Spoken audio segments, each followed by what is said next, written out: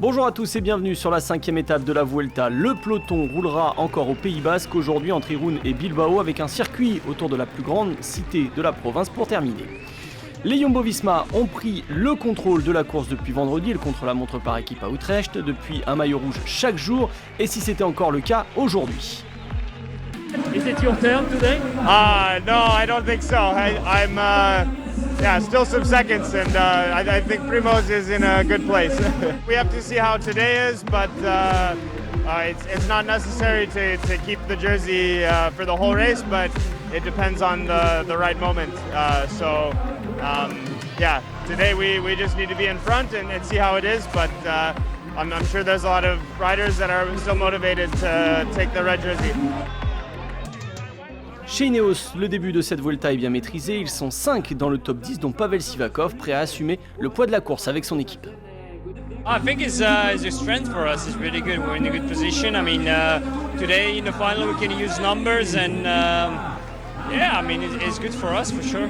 Wearing a jersey on the Grand Tour is always special. So I'll just do my best every day and see what comes. Après l'étape d'hier où les favoris se sont montrés à l'image d'Enric Mas, chez Movistar, plusieurs scénarios sont possibles.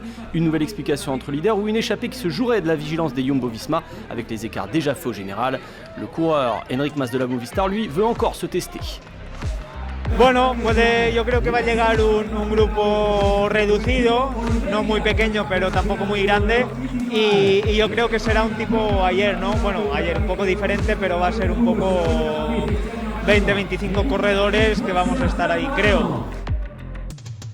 Après un début d'étape sans difficulté qui devrait permettre de constituer l'échappée à vive allure, le peloton entrera ensuite après 90 km sur un parcours plus exigeant, 5 cols ou côtes répertoriés et un circuit final autour de Bilbao, le tout pour 187 km et une course plus ouverte que jamais. Finalement, avec un rythme très soutenu, près de 50 km/h de moyenne, le début d'étape n'est pas propice. Pour des attaques, il faut attendre près de 80 km pour que le bon coup ne parte. En plusieurs temps, ce sont près de 17 coureurs qui vont prendre le large dans cette étape avec 16 équipes représentées. De quoi donner beaucoup de liberté aux hommes de tête qui prennent rapidement plus de 2 minutes d'avance. Oh, and a big crash here. Mühlberger hitting a deck and he's actually in the breakaway. Dans ce groupe, le mieux classé, c'est Rudy Mollard pour Groupama FDJ. Il possède un équipier et va rapidement se retrouver leader virtuel de cette Vuelta. UAE Team Emirates n'a pas placé de pion à l'avant de la course. Marc Soler décide d'accélérer et partir en contre dans le Puerto de Gonçagarinaga. Au sommet, c'est l'équipe Burgos BH qui se met en évidence avec Victor Langelotti. Langelotti, premier monégasque à faire un grand tour, c'est un invité de dernière heure sur cette Vuelta. Il remplace André Madrazo alors qu'il disputait le Tour du Portugal avant de filer vers les Pays-Bas la semaine dernière pour le grand départ de cette Vuelta. À 2 km du sommet de la deuxième difficulté de cette étape, le balcon de Biscaya, Marc Soler revient sur l'échappée en compagnie d'Alessandro De Marchi, déjà échappé hier et présent dans le groupe de tête quelques kilomètres auparavant. Au sommet du balcon de Biscaya, Langelotti passe une nouvelle fois en tête et devient leader virtuel du classement de la montagne. Il insiste un peu en tête de course avant de retrouver ses 17 compagnons d'échappée. Le peloton pointe alors à plus de 3 minutes. Les Jumbo-Visma impriment un rythme plutôt tranquille. On roule au train. La troisième difficulté du jour approche, l'Alto de Morga avec un peu plus de 8 km d'ascension mais à moins de 4% de pente moyenne. L'échappée peut encore espérer aller jouer la victoire d'étape avec une avance qui a tutoyé les 5 minutes. Pour Langelotti de Burgos BH, l'essentiel est ailleurs, le maillot à poids est sa seule motivation. It's going to be Victor Langelotti who's going to take the 3 points at the top, and that means he's got 9 points already in the King of the Mountains. 10 points encore à prendre pour le classement de la montagne sur l'Alto des Viveros qui va être escaladé à 2 reprises dans le final. Rien n'est encore fait pour Langelotti mais le monégasque se rapproche du podium protocolaire au soir de cette 5e étape.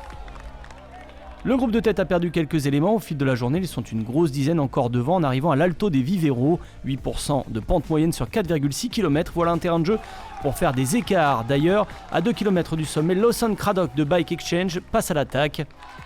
Au sommet, Langelotti est revenu sur l'américain et assure son maillot de meilleur grimpeur en prenant la 2e place.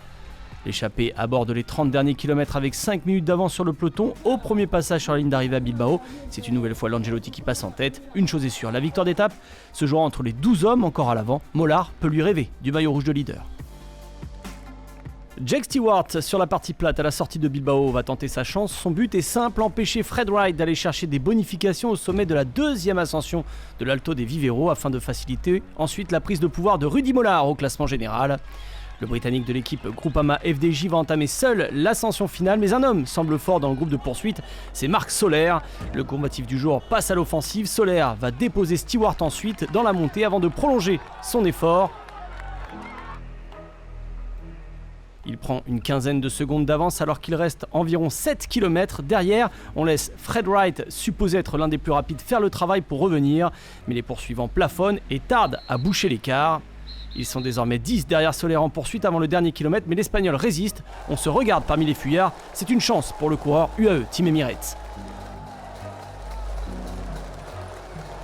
Il reste moins de 300 mètres, tout le monde se regarde derrière Marc Soler, c'est étonnant, personne ne cherche à y aller. Fred Wright regarde ses adversaires, c'est Marc Soler qui va en profiter pour aller décrocher une victoire, lui qui a dû abandonner sur le dernier Tour de France.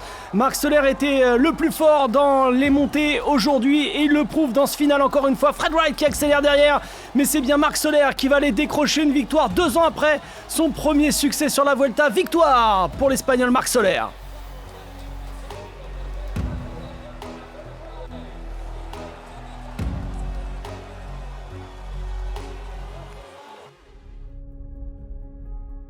Depuis 2020 et la victoire de Yann Izaguirre lors de la Vuelta, aucun Espagnol n'avait levé les bras sur un grand tour, c'est chose faite. Aujourd'hui avec Marc Soler, l'Espagnol de l'équipe UAE Team Emirates remporte sa deuxième étape sur une Vuelta. Il avait d'ailleurs remporté la deuxième étape en 2020 sur le Tour d'Espagne à Lecumberri, tout près du Pays Basque dans la province de Navarre.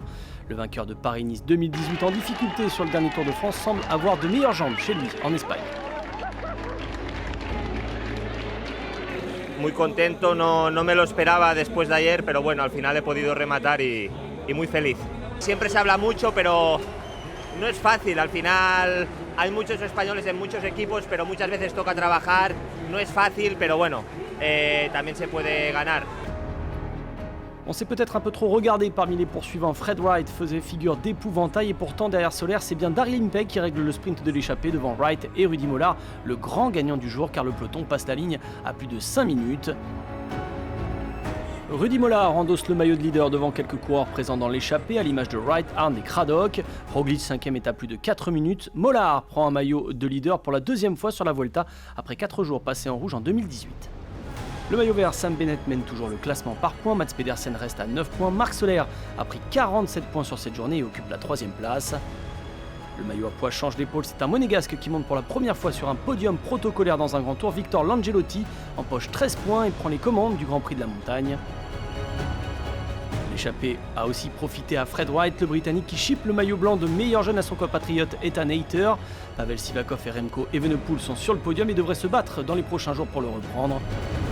Demain, première explication en altitude au départ de Bilbao. Le peloton, après environ 180 km, arrivera au pied de l'ascension du Pico Llano à San Miguel de Aguayo.